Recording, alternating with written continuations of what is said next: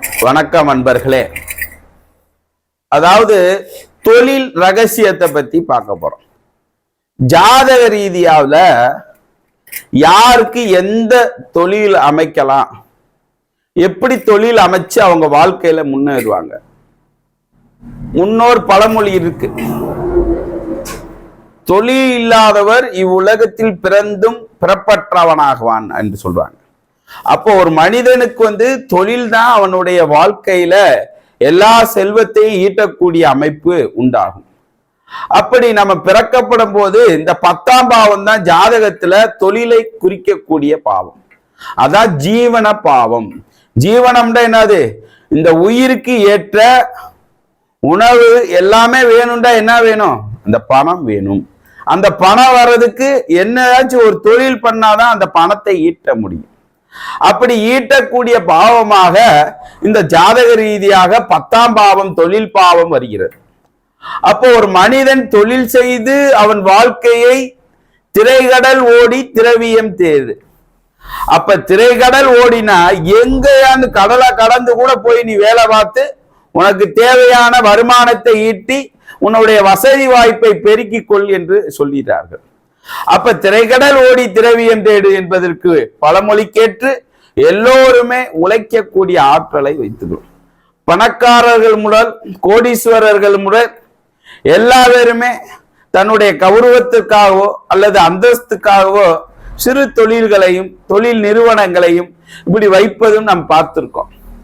அப்ப எல்லோருமே தொழில் பண்ண மனிதனாய் பிறந்தால் தொழில் நிச்சயமாக வேண்டும். அப்படி எந்த மாதிரி தொழில்களை உருவாக்கக்கூடியது நம்ம ஜாதக ரீதியாக இந்த 10ஆம் இடம் என்பது ஒருவனுடைய கர்மத்தை குறிக்கக்கூடியது, அவனுடைய பவர் என்று சொல்லக்கூடிய ஆதிக்கத்தையும் குறிக்கக்கூடியது இந்த 10ஆம் பாவம், கர்மாவையும் குறிக்கக்கூடியது இந்த 10ஆம் பாவம். அது மட்டுமல்ல, ஒருவனுடைய ஆயுள் முடிந்த பிறகு அவனுடைய இறுதி சடங்கையையும் குறிக்கக்கூடியது இந்த 10ஆம் பாவம். இந்த 10ஆம் பாவம் ஒரு மனிதனுடைய தொடர்பு என்பது இருக்கிறதுலே முக்கியமான தொடர். கேந்திர ஸ்தானங்களே அதிக வலிமை உடையது எது என்று பார்க்கும்போது இந்த 10ஆம் பாவம் தான் அதிக வலிமை உடையது. அப்போ ஒரு மனிதனுக்கு தொழில் இல்லாதவருக்கு உத்தியோகம் புருஷ லட்சணம் சொல்லியிருக்கான். அப்போ ஒருவனுக்கு உத்தியோகம் என்பதுதான் இந்த உலகத்தில் மிகப்பெரியது. அப்படிப்பட்ட உத்தியோகம் அவனுக்கு இல்லை, வேலை வாய்ப்பு இல்லைன்னா அவனை யாரும் மதிக்க மாட்டார்கள். ஒருவனுக்கு காசு பணம் தொழில் இப்படி எல்லாத்தையும் உருவாக்குவது அந்த தொழில் ஜீவனம். அப்ப நம்ம ஜீவனத்தை இந்த ஜீவனை வளர்க்கணும்னா நம்ம ஏதாச்சும் ஒரு தொழில் நிச்சயமாக செய்ய வேண்டும். அப்படி பிறப்பின்படி நம்மளுடைய ஜாதக ரீதியாக எந்த மாதிரி தொழில் செய்யலாம் என்பதை இந்த பதிவின் மூலமாக கேட்க போறீங்க அன்பர்களே. ஏன்னா எல்லாமே வரவங்க பூரா எப்படி கேட்குறீங்க, சாமி எனக்கு என்ன தொழில் செய்யலாம், எந்த தொழில் செய்தா என்னுடைய வாழ்க்கை நல்லா இருக்கும் அப்படின்னு கேட்கறதுக்கு நிச்சயமாக உண்டு. ஏன்னா மலையளவுக்கு சொத்து இருந்தா கூட நம்ம உட்கார்ந்து சாப்பிட்டா குன்றளவும் சொத்து கரைந்திரும் சொல்றான். அதனால ஒரு மனிதன் எப்படிப்பட்ட மனிதனா இருந்தாலும் நிச்சயமாக தொழில் செய்து அதில் சம்பாத்தியம் பண்ணணும்.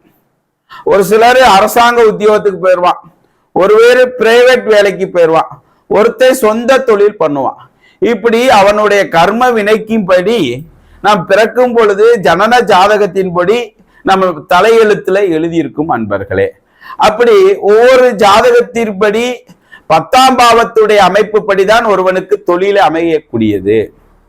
லக்னத்தில் இருந்து உங்களுடைய லா என்று ஜாதகத்தில் போட்டிருக்கும், அதுதான் 1ஆம் இடம் என்பதை நீங்கள் புரிந்து கொள்ள வேண்டும். அந்த உயிரிலிருந்து தான் நம்மளுடைய வாழ்க்கையை 12 கட்டங்களாக பிரித்து அதில் ஒவ்வொன்றும் நம் வாழ்க்கையை பாடமாக சொல்லக்கூடிய அமைப்பு ஏற்படும் ஜாதக ரீதியாக. அப்ப அந்த 12 பாவங்களும் ஒவ்வொரு பாவமும் ஒவ்வொரு செயலையும் நம் வாழ்க்கையில் ஏன் பிறந்தோம், எதற்கு பிறந்தோம், எப்படி வாழ போறோம் என்பதை நல்ல தெளிவாக சொல்லக்கூடிய பாவமாக இந்த 12 பாவமும் இயங்கும். அதில் முக்கிய பாவம் எது என்றால் இந்த 10ஆம் பாவம் தொழில் பாவம் தான். அப்படிப்பட்ட தொழிலை ஒருவன் வாழ்க்கையில் முன்னேற்றம் அடைய வேண்டும் என்றால் அந்த 10ஆம் பாவம், அந்த 10ஆம் பாவத்துடைய அதிபதி நல்ல நிலைமையில் இருக்க வேண்டும். அப்படி 10ஆம் பாவத்து அதிபதி 6, 8, 12 மறைந்தால் அவர்கள் வாழ்க்கையே ஒரு போராட்டமாக இருக்கும். சரிவர ஒரு வேலையில் இருக்காமல் ஓடிக்கொண்டுகிட்டே இருக்கக்கூடியவர்களால் யார் என்று பார்த்தால் இந்த 10ஆம் பாவம் கெட்டு போன பாவமாக இருக்கும். அன்றாட வேலைக்கு போறக்கூடியவர்கள் யார் என்று கேட்டால் இந்த 10ஆம் பாவ தொடர்பு உள்ளவர்கள் தான். அப்ப கர்மா வினையின்படிதான் நம்மளுக்கு தொழில் என்பது நம்மளுக்கு அமைக்கப்படுது என்பது ஒரு ஆணித்தனமான யதாஸ்தனமான உண்மை என்பதையும் நான் இந்த பதிவின் மூலமாக கடமைப்பட்டிருக்கேன் என்பர்களே. அப்ப இந்த 10ஆம் பாவத்தினுடைய ரகசியங்களை இப்ப சொல்ல போறேன். அப்ப 10ஆம் பாவம் எதையெல்லாம் குறிக்கிறது? ஒருவன் கர்மாவையும் குறிக்கக்கூடியது அதுதான், இறுதிச் சடங்கையும் குறிக்கக்கூடியது அதுதான், அவனுடைய பவர் ஆதிக்கத்தையும் குறிக்கக்கூடியதுதான், வாழ்க்கையில் எந்த மாதிரி ஒரு மகிழ்ச்சியான வாழ்க்கையை வாழப் போகிறான், எப்படி பதவி உயர்வு கிடைக்க போகிறது, அரசியல் தலைவரா, அரசியல்வாதியா, இப்படி எம்எல்ஏவா, முதலமைச்சரா என்று பல கனவுகள் காணக்கூடியவர்களுக்கு கூட இந்த 10ஆம் பாவம் என்பது முக்கியமாக தொடர்பு வைக்கிறது. அந்த 10ஆம் பாவத்தின் படியே நவகோள்கள் இயங்குகிறது.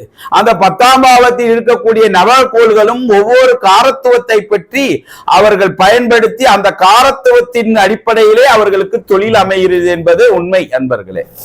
அப்ப ஒரு மனிதனுக்கு 10ஆம் பாவம் எந்த பாவம் இருக்கிறதோ, அது எந்த வீடாக இருக்கிறதோ அந்த வீட்டினுடைய காரத்துவத்தின் அடிப்படையிலே அவர்கள் வேலை அமையும். குறிப்பாக ஒருவருக்கு 10ஆம் பாவம் சனி பாவமாக இருக்கிறது என்றால் அந்த சனியோடைய தொழில்கள் என்ன என்று பார்க்கும்போது சில பேருக்கு சனி என்பது அரசாங்க தொழிலையும் குறிக்கும், அதே மாதிரி இரும்பு சம்பந்தமான தொழில்களையும் குறிக்கும், அதே மாதிரி பிளாஸ்டிக் இந்த மாதிரி எது வேஸ்ட் நம்மள எதெல்லாம் தேவையில்லை என்று கழிவு போடக்கூடியதெல்லாம் இந்த சனி தொடர்பு உள்ளவர்கள் அதிகமாக இருப்பார்கள்.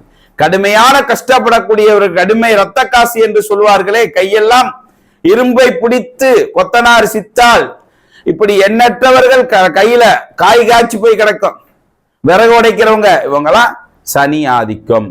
அப்ப 10ஆம் இடத்தில் சனி இருந்தால் அவர்கள் இரும்பு சம்பந்தமான தொழில்களில் ஈடுபடுவார்கள் என்பதை நிச்சயமாக சொல்லலாம் அன்பர்களே.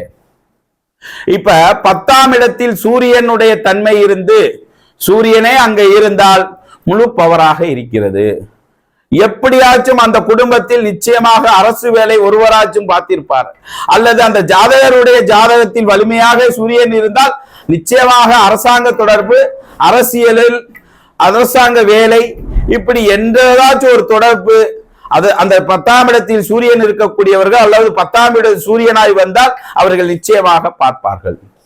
அதே மாதிரி 10ஆம் இடத்தில் சந்திரன் இருக்கக்கூடியவர்கள், சந்திரன் எப்படிப்பட்டவர்? மனதுக்காரகன் என்று சொல்லுவோம். அப்படிப்பட்டு கற்பனை வளர்ந்தவர்களாகவும் சந்திரனுடைய ஆதிக்கம், ஒரு போர் போட்டு அதுல தண்ணி கொண்டு விற்கக்கூடியவர்களை யாரா இருப்பாங்க? இந்த சந்திரனுடைய ஆதிக்கம் பொருந்தியவர்கள். ஒரு ஜூஸ் கடை வச்சிருக்காரு, அவர் யாரு? அந்த 10ஆம் இடத்துல சந்திரன் இருந்தா அவர் ஜூஸ் கடை வச்சிருப்பார்.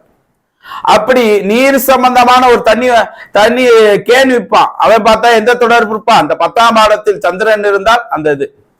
அப்ப இந்த 10ஆம் இடத்தில் சந்திரன் இருக்கக்கூடிய சந்திரனுடைய சாரத்துவம் எல்லாம் அங்க அமையப்பெறுகிறது. அது மட்டுமல்ல அன்பர்களே, 10ஆம் இடத்தில் செவ்வாய் இருந்தால் என்ன? 10ஆம் இடத்தில் செவ்வாய் இருக்கும்போது திக்பலம் பெறுகிறது. இராணுவம், அரசாங்கம், போலீஸ், இப்படி அதிகாரமிக்க பதவிகள் எல்லாம் இந்த 10ஆம் பாவத்தினுடைய செவ்வாய் ஏற்படுத்துவார். நெருப்பு சம்பந்தமான தொழில்கள் எல்லாம் இந்த 10ஆம் இடத்தில் செவ்வாய் இருக்கும் போது அவர்கள் நிச்சயமாக அந்த செவ்வாயுடைய காரத்துவத்தில் அந்த தொழிலை அமைத்துக் கொள்வார்கள்.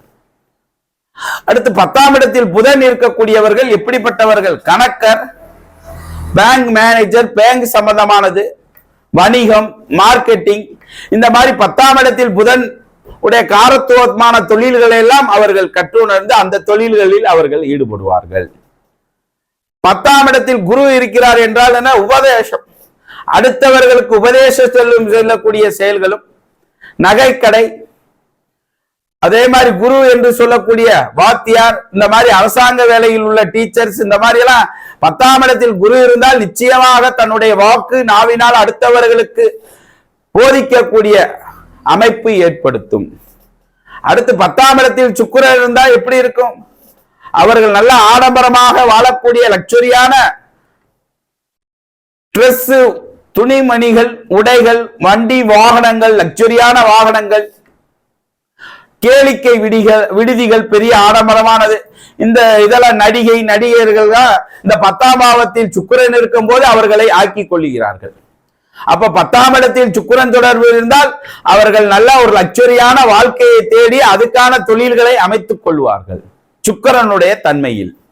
அதே மாதிரி 10ஆம் இடத்தில் சனி இருந்தால் சனிக்குடைய தொழில்கள் என்ன? கஷ்டப்படுறது, இரும்பு சம்பந்தமான தொழில்கள், வண்டி வாகனத்து பழுதடைந்த வண்டி வாகனங்கள்லாம் மெக்கானிக்கெல்லாம் பண்ணுவான். அவர் அழுக்கு படிந்து இருப்பான்.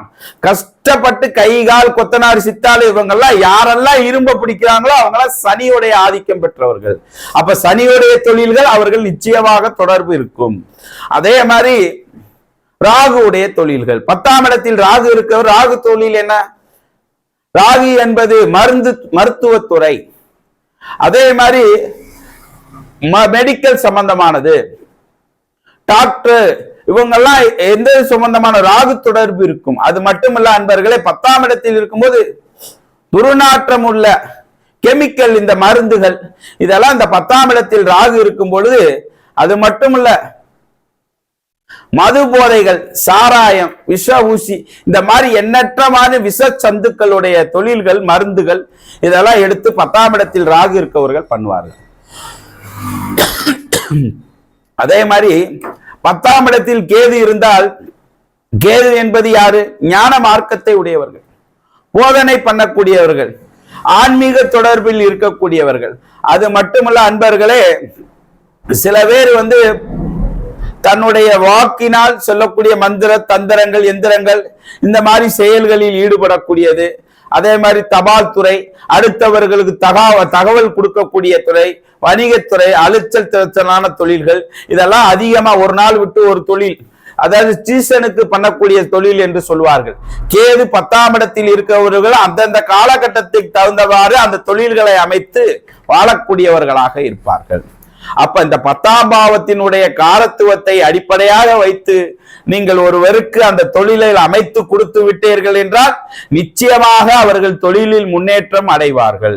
அப்ப 10ஆம் பாவம் எந்த தொடர்பை பெறுகிறதோ, எந்த கிரகத்தின் தொடர்பை பெறுகிறதோ, அந்த கிரகத்தின் தொடர்பை ஒருவன் வழிகாட்டியாக எடுத்து அந்த தொழிலை அவன் செய்து விட்டால் என்றால் நிச்சயமாக அவன் வாழ்க்கையில் வெற்றி அடைவான்.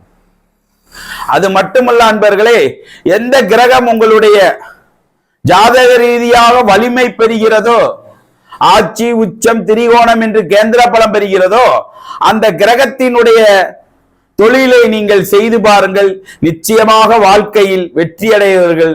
அதுதான் உங்களுடைய தொழிலாக அமையும் என்பதை கூறி, இந்த வீடியோ பிடிச்சிருந்தா சப்ஸ்கிரைப் பண்ணுங்க, ஷேர் பண்ணுங்க, லைக் பண்ணுங்க, கமெண்ட் பண்ணுங்க.